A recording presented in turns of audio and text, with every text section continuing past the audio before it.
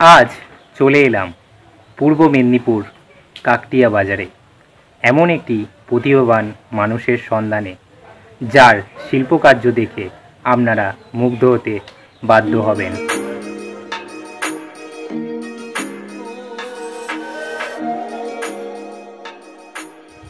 আপনারা আগে অনেক মাটির প্রতিমা দেখেছেন এবং সেই সব শিল্পীর শিল্পকার্য দেখেছেন, কিন্তু আজ আপনাদের দেখাবো সিমেন্টের তৈরি প্রতিমা।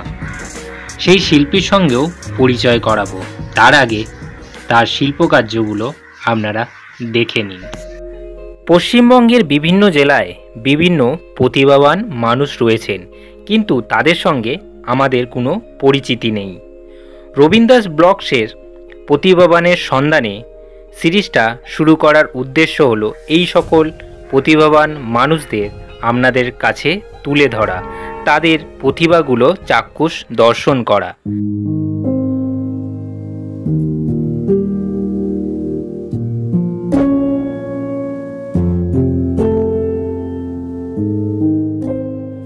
একজন শিল্পীর পরিচয় কিন্তু নতুনত্ব কিছু সৃষ্টি করা।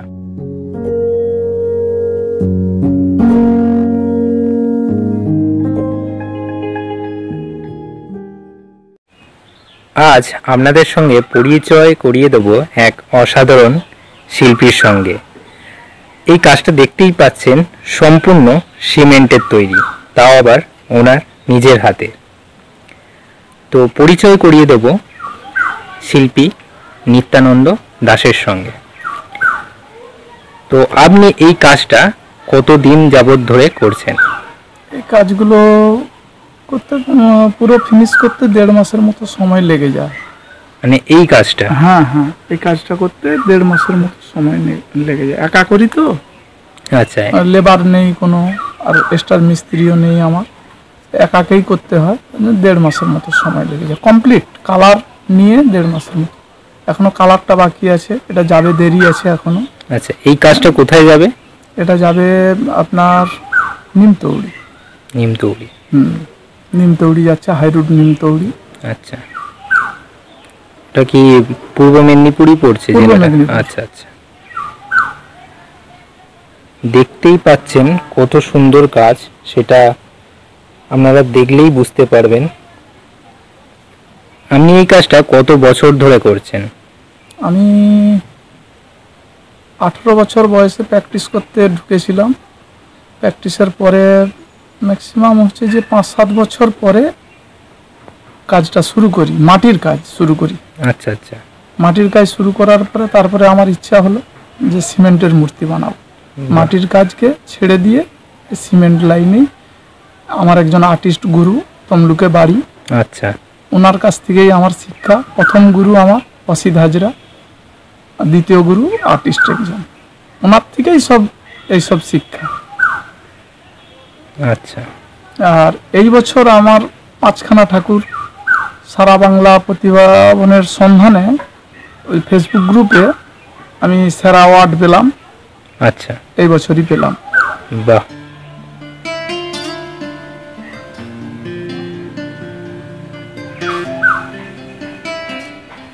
শিল্পী নিত্যানন্দ দাসের আরও একটি কাজ আপনাদের দেখাচ্ছি।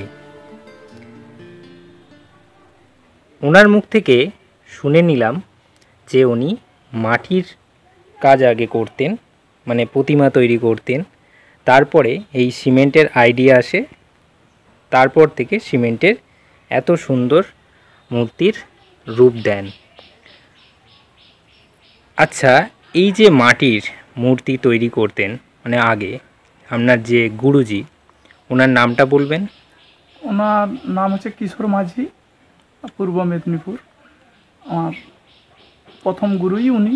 আচ্ছা। তারপরে সিমেন্টের গুরু হচ্ছে প্রথম গুরু অসিত হাজরা। আচ্ছা। তারপরে আমি ওনার কাছ থেকে বেরিয়ে আবার আমার এক গুরু ধরলাম, উনি হচ্ছেন একজন আর্টিস্ট নাম করা। বাহ, তমলুকে বাড়ি। তো ওনার কাছ থেকেই সম্পূর্ণ কাজটা আমার শিক্ষা। সত্যি অসাধারণ কাজ। আপনারা সঙ্গে থাকুন, আরও কিছু কাজ আপনাদের দেখাবো। এই কাজটা আপনারা দেখতে পাচ্ছেন সম্পূর্ণরূপে তৈরি হয়নি। শিল্পী নিত্যানন্দ দাশের মুখ থেকে আপনারা সবাই শুনলেন যে একটা কাজ করতে প্রায় 1.5 মাস সময় লাগে। একবার আপনারা ভাবুন, সামান্য এইভাবেই কত সুন্দর লাগছে মূর্তিগুলো। যদি রং করা হয় আরও কত না সুন্দর লাগবে। আমি বারংবার বলি, একজন শিল্পীর পরিচয় কিন্তু তার শিল্পকার্যে। তার এই অসাধারণ প্রতিভা আমাদের মাঝে আজ সাক্ষী হয়ে রইল।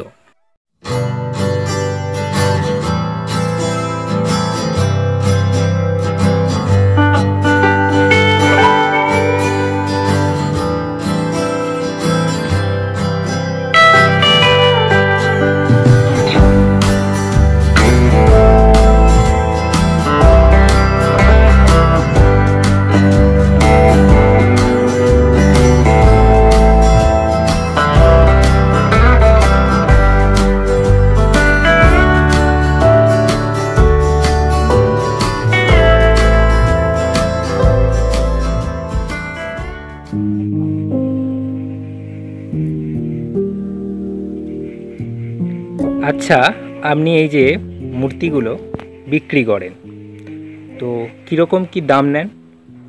সাইজের উপর, ডিজাইনের উপর, যেমন অর্ডার দেবে ছবি মাফিক সেই রকমই কাজ দেওয়া হয়।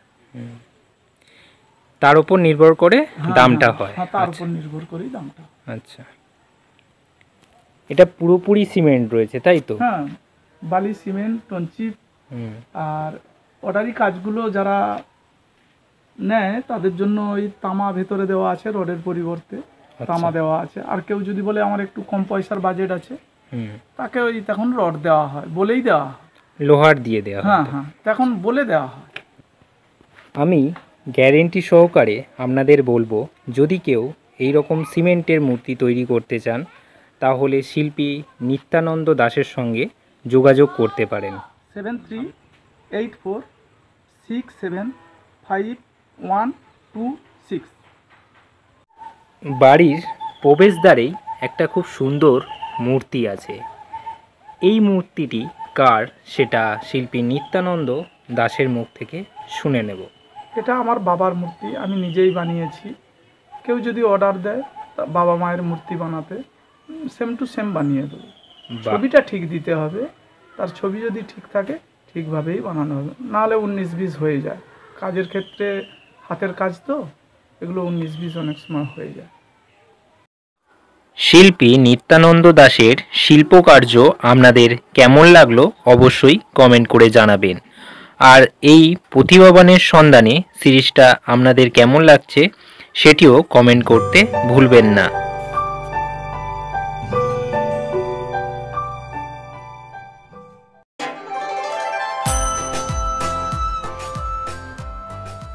রবীন দাস ব্লগস পেজেন প্রতিভাবানের সন্ধানে সিরিজের আপনারা দেখতে পাবেন এই রকমই কিছু প্রতিভাবান মানুষদের, যাদের প্রতিভা দেখে আপনারা মুগ্ধ হতে বাধ্য হবেন, কথা দিলাম।